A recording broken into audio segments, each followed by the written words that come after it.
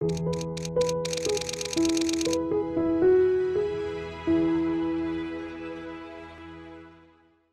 we're just being mindful. I'm getting to do a lot of fun things that maybe have been on the list to do, but we've not gotten to do yet. So taking our scraps of food and starting gardens.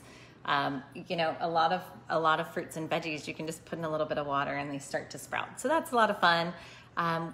My grocery shopping list, which is funny, it has mostly craft supplies on it versus grocery food on it. So we have popsicle sticks, contact paper, pom-poms, glitter, glue, I mean, all sorts of crazy things.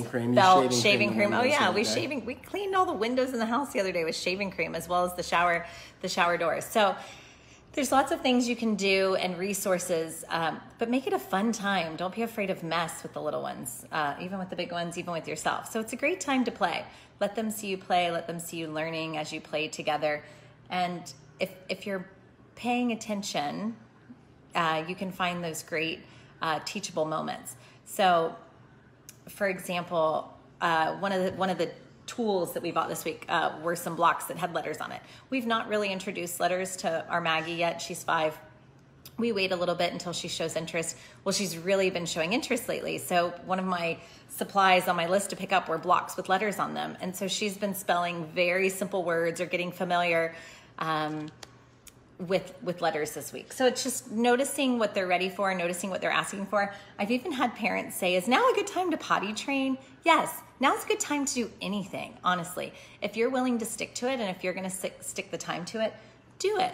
You're home anyways. Yeah, so that's for our littler ones, our toddlers. It's arts and crafts, it's fun, and lots of cooking, like teach them the things that planting make of plants. home. Yeah, and it looks like reading to them is a huge one. So anyway, we love learning with them. It's a really special time because we see now with the other bigger ones how quick it goes. Mm-hmm. And with the bigger ones, you know, it's our job to help them through these, to understand these times and be prepared for the real world. What's interesting is that the skills that we're learning now through this, how our children see us cope and how they see us function, will stick with them. These will become life skills that they then carry forward. You may not know it at the time. You may not, just the muscles that we're developing and the things in which they're watching and teaching us, or that we're teaching them, I guess that they're teaching us too, is really going to carry over for the rest of their life. And see, Kevin's doing compost for food scraps. We love that stuff. So yeah, so be involved with that stuff. Again, tech fasting, don't just turn on the TV all day. That's going to be a really drain of energy and no learning for the most part. So get intentional. With our bigger ones, again, most of you know I have 3 goals. I want to teach my kids personal development, relationship skills, and financial intelligence. I didn't really learn those things, although they've made a huge difference in my life. The interviews I've done with so many entrepreneurs and successful business people said those 3 lessons help change their life and get them through tough times. So that's my job, I feel, with our kids, you know, those 3 things: personal development, relationship skills, financial intelligence.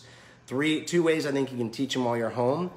Just start with 1. Do 1 self-assessment test. That could be, I like Colby. That's a big one for us. I saw Julia Waller's on there. Love Languages was a good one. And it's awesome because then you know how your children receive love, and then you can learn how you receive love. So acts of service, so that's a good relational one. That's a good one. If you want entrepreneurial one, the Wealth Dynamics one by Roger Hamilton, that's one of my favorites. Again, our kids are always in school learning about the names of the generals and their birthdays and the battles, and that's great. I love history, but they got to learn about themselves. And these self-assessment tests, if you do them together, you'll learn about each other, about yourselves. It's a great learning experience. Our whole family years ago did Colby, which was huge, and we loved it, and it got explained to us. We've done Freak Factor. Dave Rendell is one of our favorites. He might be on here right now. The Freak Factor is awesome, actually. I would recommend that one heavily. So, and then what about Rich is one word? And there's a lot of them. There's Rich is on here with his one word. So note to self, let's make a list of ones that would be really great and post them. Yeah. Self-tests, yeah. Okay, so that, and what I do is we're always trying to read a book. Shannon Waller, we were just talking about Colby, saying how you should do at least 1 Know Thyself test with your family, as a family, to learn about each other and yourself. So we love Colby, as you know, thanks to you and to Kelly.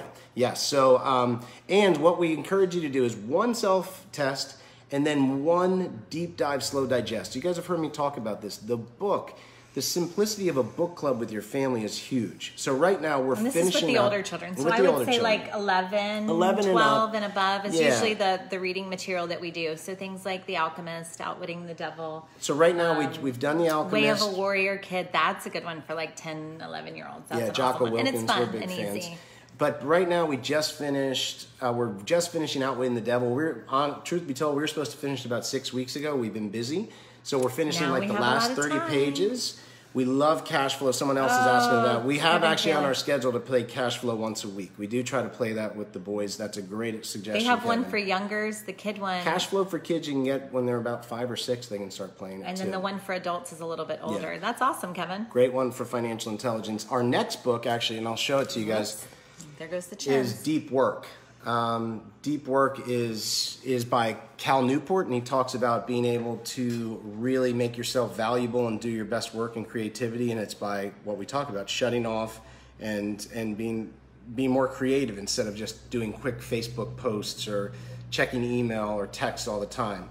So we thought this timing would be great, and I have so many friends that have read it and said it was incredible. I've just started, but we're actually reading that with me, Jamie, and our 2 teens. Deep And that's Work. during that I believe it's 4:30 to 5 time frame on our schedule. So we may read 10 pages a day the day before, and then take the time during that 4:30 to 5 to kind of say, hey, what did you guys read yesterday? What do you think about it? And so that's just one of the ways, in addition to that self-test, that we're taking the opportunity to read a book together with the big boys. Yep, exactly. So, just finishing up Outwitting the Devil. The book before it was The Alchemist. Now we're reading Deep Work. We used to aim for 10 pages a week. Now we're going to aim for about 10 a day. Since we're home more, we're like, let's keep in rhythm. Let's go. Let's hold this together, and we're going to go for 10 pages a day. And let's be honest, the kids' schoolwork doesn't take, maybe 2 hours. They're going from 6 to 8 hours at school to now they're able to do it in 2 hours at home. They could probably read 10 pages a day. Yeah. And the thing is that we try to choose books that are engaging and applicable so that they're not bored with the conversation, that it's something that they actually want to do and they want to hear opinions and they want to be treated like big kids that are valuable and can bring these lessons to the table and teach us as well as learn from us.